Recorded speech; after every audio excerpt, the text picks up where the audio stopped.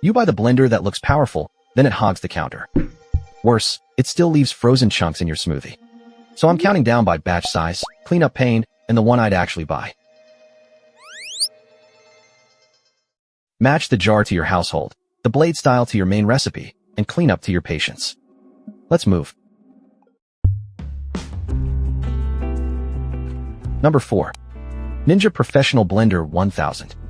If your blender mostly sees ice, this is the focused pick. I'd choose it for frozen drinks, crushed ice, and big cold pitchers. The 72-ounce pitcher is the largest here, so it makes sense for parties. Its 9.5 ice crushing score explains the appeal without pretending it's all-purpose. Now the trade-off is real. It doesn't support hot blending, so soups and warm sauces are out. The stack blade assembly comes out, but I'd hate hand cleaning it. Those blades are sharp and awkward around residue.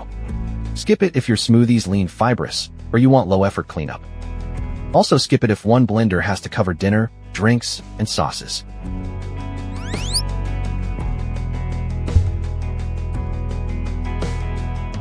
Number 3. nutribullet Blender Combo. Making soup by the batch changes the blender math. I'd pick the nutribullet if sauces, purees, and family-sized blends matter more than bar ice. Its 64-ounce pitcher gives you room for bigger recipes without constant reloading. And the 9.4 soup score matches its role as the warm blend specialist here. But the same blender drops to 3.4 for ice crushing, so don't buy it for dry ice jobs. The jars and lids can go in the dishwasher, which helps after messy dinners. Still, the personal jar blade assembly needs hand washing. Skip it if you make thick spreads, because stopping and scraping becomes the routine. I'd also skip it for frozen drink households.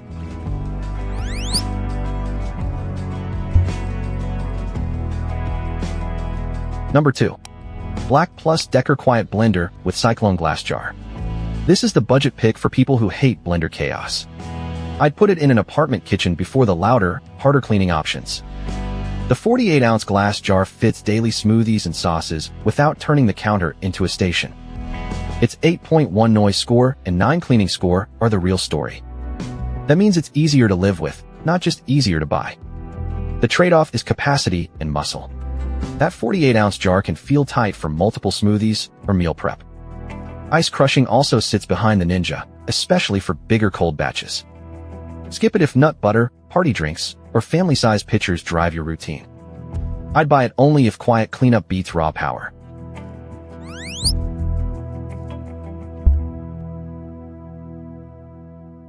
Number 1. Chefman Obliterator. For most budget kitchens, it's the one I'd actually buy. It isn't the biggest or the quietest, but it covers the most jobs. The 48-ounce jar is modest for a full-size blender, so huge family batches need planning. But its spread is the payoff. 8.9 multi-purpose, 8.8 ice crushing, and 8.7 soups. That means smoothies, frozen drinks, and hot blended soups all stay on the menu. The trade-off is noise and detail cleaning.